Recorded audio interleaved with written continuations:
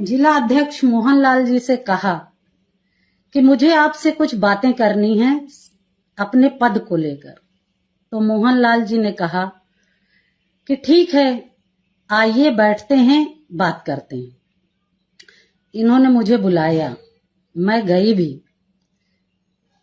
अपनी बात रखने के लिए, करने के लिए मैं गई भी। चूंकि मुझे भी काम कर रही थी तो आगे बढ़ने की लालसा तो हर किसी को होती है, मुझे भी थी। मोहनलाल जी ने मुझसे कहा कि दीपाली जी, मैं आपको जिला उपाध्यक्ष बना दूंगा, तो आप मुझे क्या देंगे?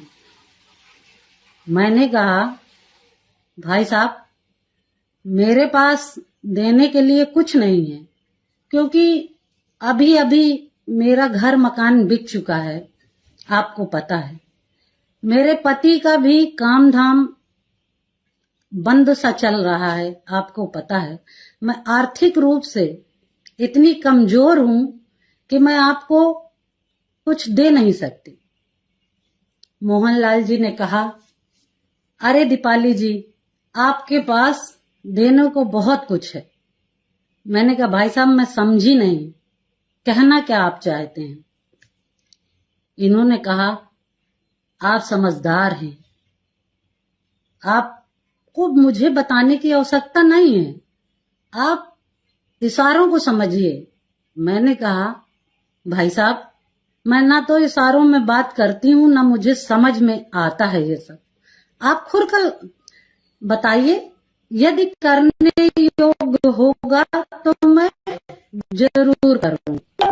तो मोहनलाल जी ने कहा कि यदि मैं आपको जिला उपाध्यक्ष बना देता हूं तो आप मेरे साथ लखनऊ, दिल्ली, हर जगह चलेंगी, किसी को शक भी नहीं होगा। बस एक बार मैं कैसे इस बात को बोलूं, मुझे खुद समझ में नहीं आ रहा। इस जैसे नीच व्यक्ति को क्या कहूं मैं? इसने कहा, बस एक बार मेरे साथ हम बिस्तर हो जाइए। हम बिस्तर होने का मतलब सारा समाज समझता है। इनकी इतनी गंदी भावना जो मुझे महीनों से कचोट रही है, मैं किसी से कह नहीं पा रही थी, शांत थी। मैंने कहा, भाई साहब, आपके घर में भी बहू बेटियां हैं, ऐसी बातें की जाती हैं? आप बहनों के प्रति ऐसी धारणा रखते हैं? और क्रोधित होकर मैं वहां से आने लगी तो इन्होंने कहा कि दीपाली जी, अगर आप मेरी बात को मान जाएंगी तो मैं जिला पंचायत का आपको टिकट भी दे दूंगा। मैं लालची महिला नहीं हूं, इसलिए मैं शांत होकर, गुस्से में लाल होकर वहां से वापस घर गई।